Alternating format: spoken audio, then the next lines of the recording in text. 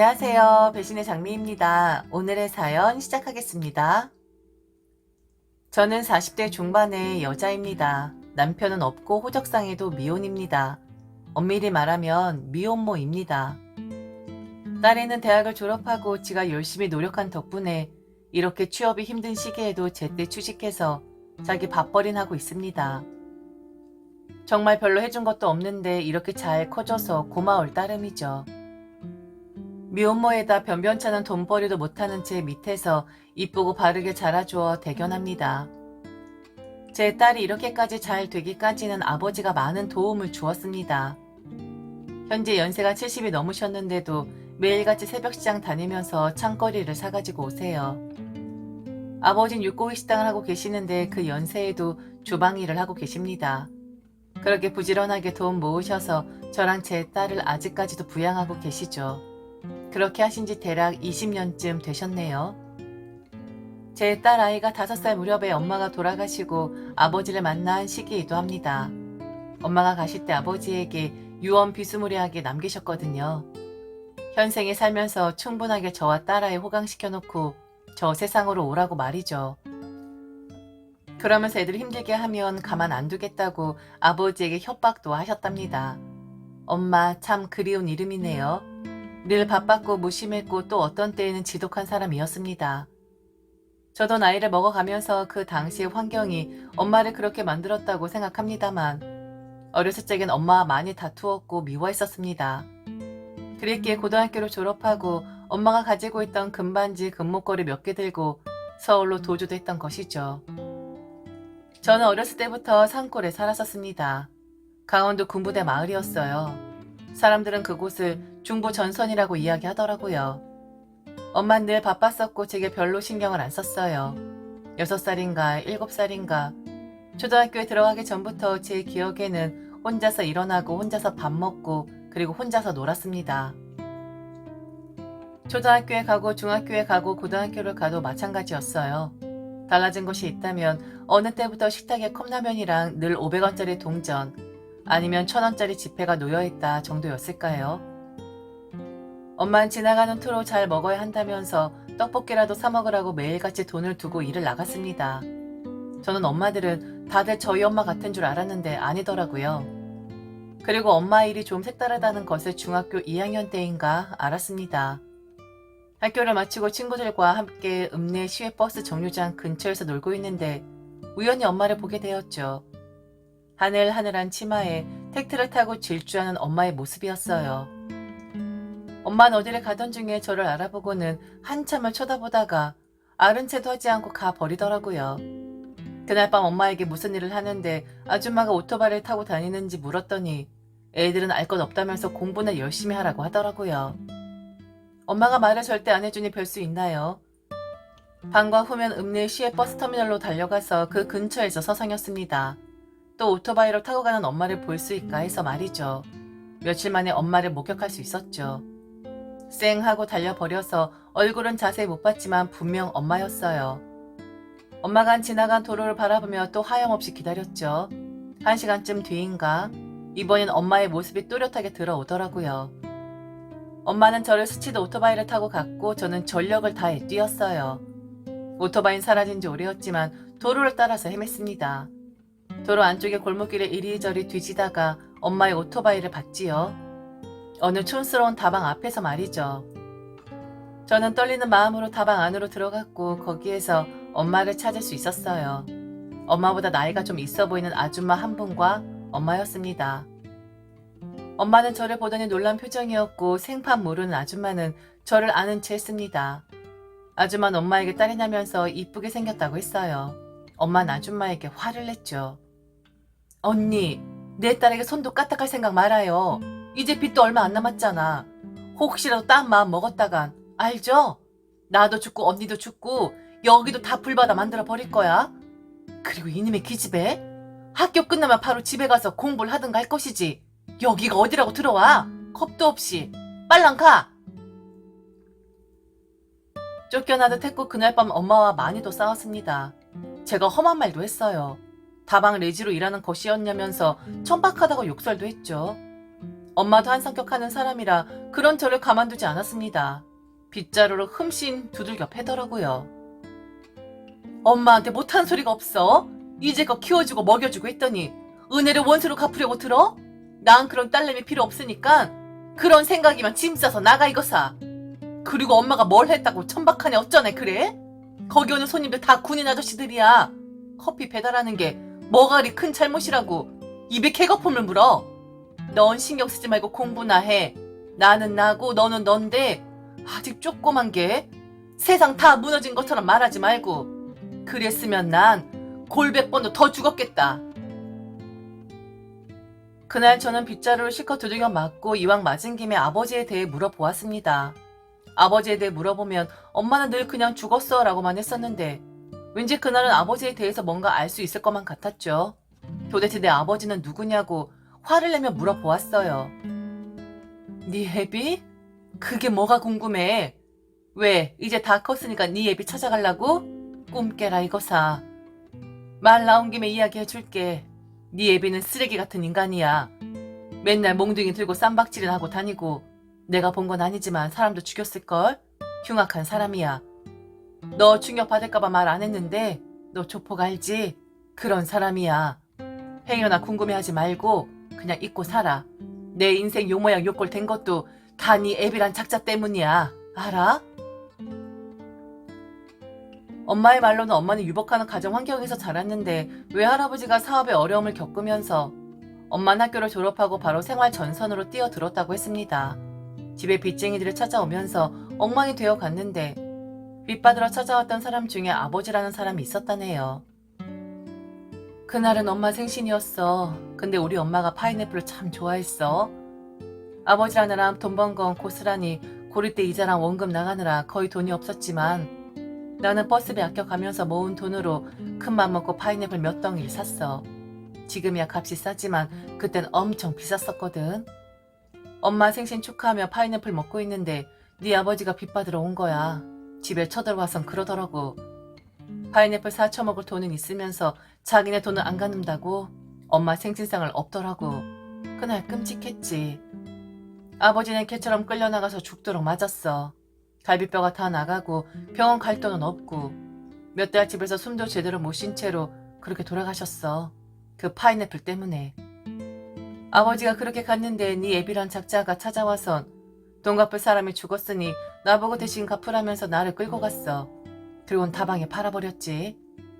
네 애비 나를 감시한다면서 매일같이 찾아왔고 나한테 정이 들었었나 봐. 몇 달 되지 않아서 나를 다방에서 빼내더니 데리고 살더라고. 그때 너 임신한 거야. 너 임신했을 때 엄마가 돌아가셨어. 아버지 황망하게 가시고 맨날 우시더니 허망하게 가셨지.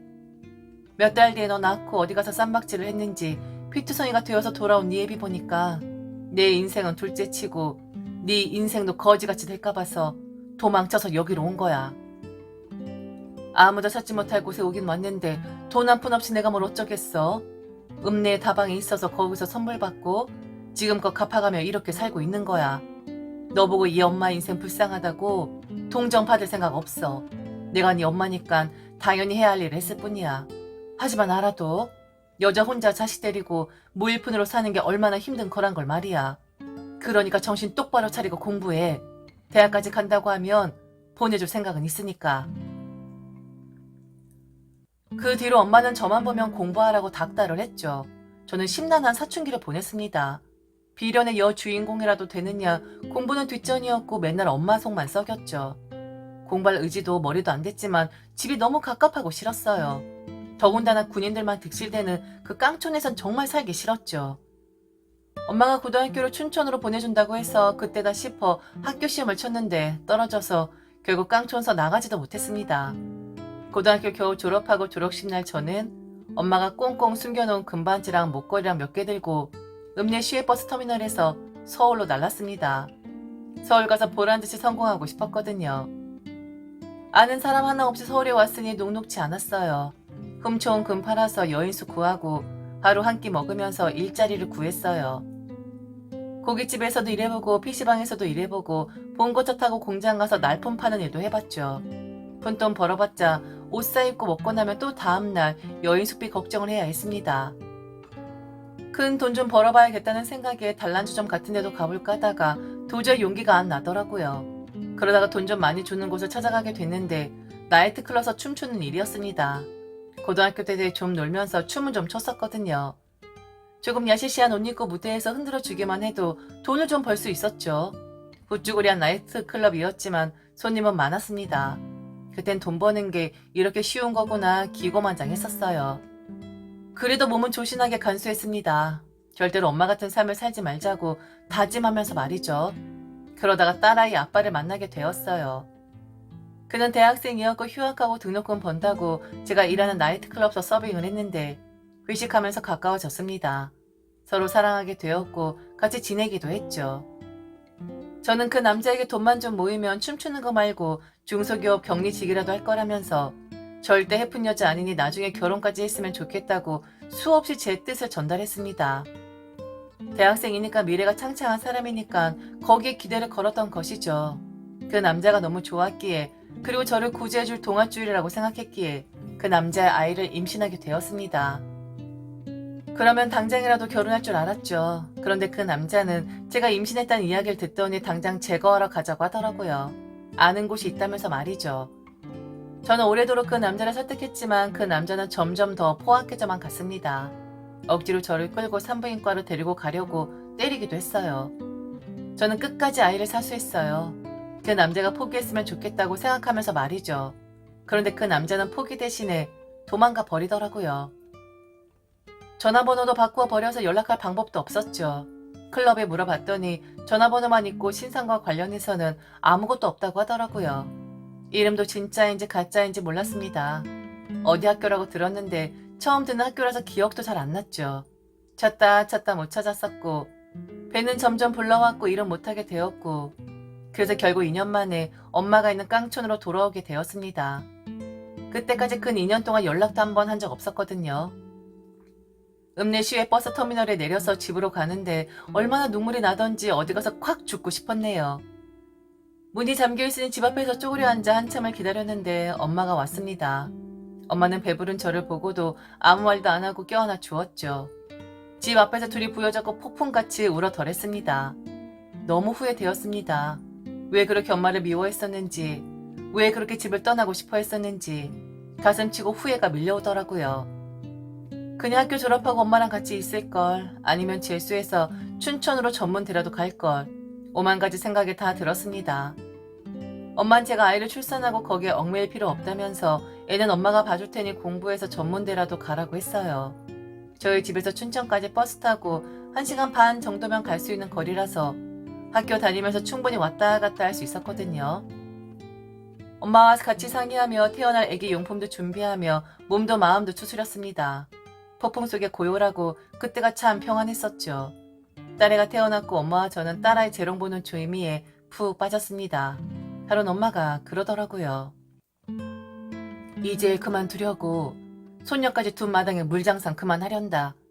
가게 인수한 지 얼마 안 돼서 아깝긴 한데 우리 손녀딸 교육도 있고 너도 이 시골이 갑갑할 거 아니냐? 우리 여기 정리하고 서울로 가자. 엄마는 제가 서울로 떠나던 그 해에 다방 주인 아주머니에게 빌린 고리대를 다 갚고 다방을 인수하기까지 했었습니다. 다방 주인 아주머니 연세가 있으셔서 엄마에게 헐값에 넘겨주신 것이었죠. 가게 인수하고 장사가 그럭저럭 되어서 다방 인수할 때 들었던 빚도 다 갚고 조금씩 이익이 나기 시작할 때였습니다. 그런데도 엄마는 저희 딸의 교육과 환경을 위해 다방과 사는 집을 다 정리하고 서울로 가자고 했던 것이었습니다. 엄마와 저는 오랜 고심 끝에 집값이 비교적 저렴했던 서울 남부 지역에 20평 남짓하는 아파트를 장만했습니다. 엄마가 모은 돈으로 빚 없이 마련한 것이었죠. 집을 사고도 돈이 조금 남아서 엄마와 저는 아주 조그마하게 집 근처에서 먹거리 장사를 했습니다. 그렇게 저희 세 여자는 행복한 삶을 살고 있었죠. 그런데 서울로 이사하고 2년이 채 안 되었을 무렵에 엄마가 큰 병에 든 것을 알았습니다. 병원에서 이미 말기암이고 전이가 많이 되었다면서 치료가 무의미할 거라고 판정을 했고 엄마도 치료를 포기하였습니다. 지금이야 워낙에 보험이 잘 되어 있지만 그때만 해도 암치료 받는다고 하면 기둥뿔이 뽑혀 나간다고 생각을 했었거든요. 그리고 평생 깡촌 시골에서 숨어 살던 엄마였기에 보험 하나 들 생각도 못 했었습니다. 엄마는 저와 제 딸아이를 위해서 치료받는 것을 거부했죠. 눈두덩은 퀭하고 시커멓고 제대로 먹질 못해서 살은 다 내리고 빼빼하게 말라가는데 아픈 곳이 하나도 없답니다. 그런 엄마의 모습을 보니 가슴이 미어지고 속이 갑갑해서 죽을 것만 같았어요. 엄마는 자신은 건강하니 걱정 말라면서 잘 먹으면 낫는다고 너스레를 떨었습니다. 밥도 거의 먹지 못하는 엄마를 위해서 이것저것 만들어 보았으나 몇 젓가락 간만 보고 제대로 먹지도 못하셨죠. 그럴 때마다 보는 제가 너무 고통스러웠어요. 엄마랑 같이 하던 먹거리 장사는 할 수 없어서 가까운 지인에게 1년간 공짜로 임대를 했습니다. 가게를 없애는 것보다는 유지하는 편이 나았었거든요. 엄마가 제대로 드시질 못하니 이런 거 저런 거 입맛이 좀 돌만한 것들을 사와 봤습니다. 햄버거도 사보고 갈비찜도 사보고 유명하다는 곰탕도 사와 봤지만 엄마는 한두 젓가락 하시고는 배부르게 먹었다고 상을 물렸죠. 그리고는 방에 들어가 쥐죽은 듯 누워만 있었습니다. 그러다가 꼭 돌아가실 것만 같았죠. 어느 날 외출했다가 들어오던 길이었는데 가끔 한 번씩 엄마와 같이 가보아야지 했었던 떡갈비집이 눈에 보이더라고요. 한켠엔 정육점이었고 다른 한켠에는 떡갈비 식당이었습니다.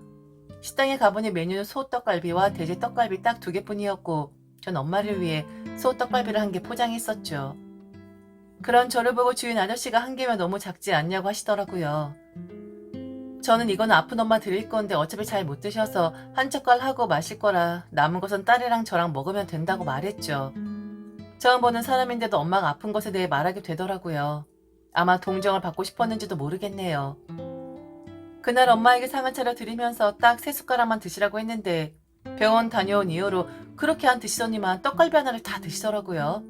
그러면서 어쩜 이렇게 맛나냐면서 자기가 먹어본 고기 중에 제일 맛있다는 겁니다.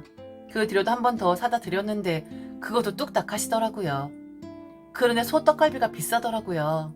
엄마 입맛에 맞고 좋아하는 것은 좋은데 없는 삶에 부담이 많이 갔어요. 저는 식당 주인 아저씨에게 엄마가 말기 암이신데 거의 식사를 못하시지만 이 집 소떡갈비는 잘 드신다면서 만드는 법 좀 알려달라고 사정을 했습니다. 인상이 좋아 보인 아저씨는 고민하더니 허락해 주시더라고요. 주인 아저씨는 고기 양념하는 법이랑 굽는 법이랑 알려주시더라고요. 한꺼번에 만들어서 냉동시키지 말고 한 근씩만 만들어서 냉장시키라고 했습니다.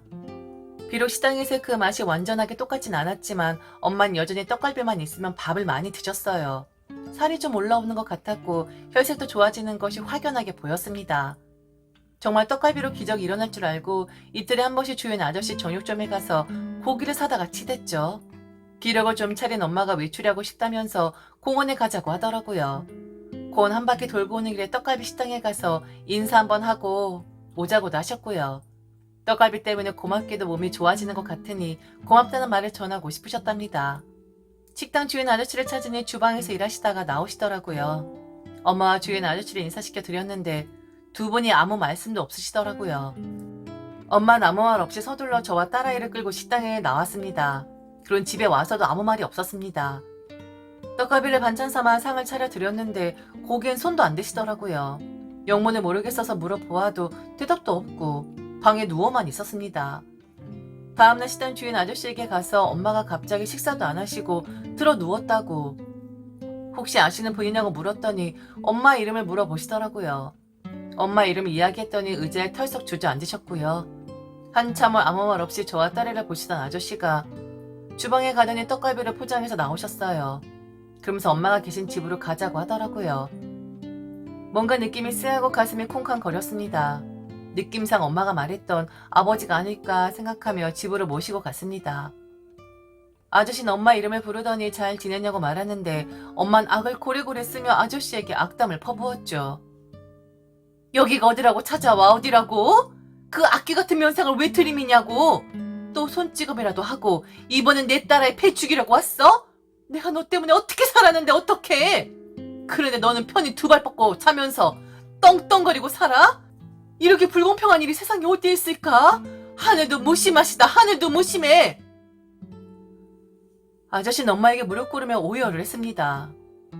그땐 내가 철이 없고 막장 인생같이 살던 때라 겁날 게 없었어. 그래서 화를 주지 못하고 당신 아버지에게 못되게 굴었어. 정말 미안해. 죽어도 진지게 죽었어야 할 인생인데 좀 더 살아서 당신도 찾고 애도 찾아야겠다는 일념으로 살아왔어. 깡패 그만두고 안 해본 일 없었어. 조금이라도 떳떳한 모습으로 당신 찾으려고 힘들어도 돈 버는 일이라면 몸이 부서져라 이랬네. 내가 번 거 모두 당신 주고 나는 죽으려고 했어. 정말이야. 그런데 이렇게 아프면 어떻게 하나? 내가 사죄할 시간은 줘야 할 거 아닌가? 아저씨는 엄마가 떠나고 엄마와 저를 찾기 위해서 몇 달을 뛰어다녔다고 했습니다.